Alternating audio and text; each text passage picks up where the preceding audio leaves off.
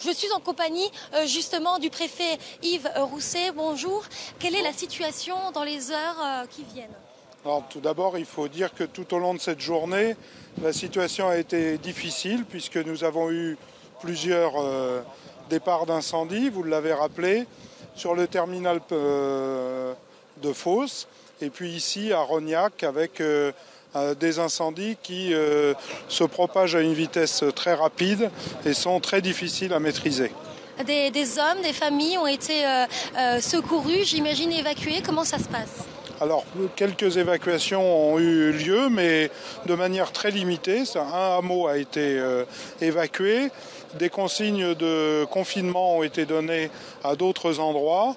Nous avons dû couper la circulation sur une route départementale, sur l'autoroute également A55 et qui rejoint l'A7.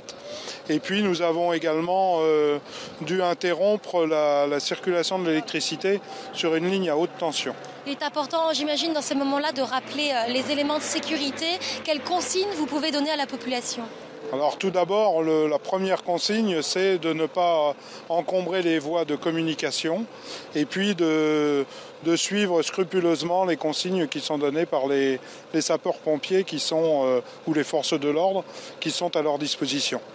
Voilà, vous l'avez entendu, des consignes très strictes pour ne pas gêner la progression rendue très difficile sur le terrain de près 400 hommes, 400 soldats du feu qui combattent ces flammes. Il faut s'imaginer que déjà plus de 1000 hectares sont partis en fumée.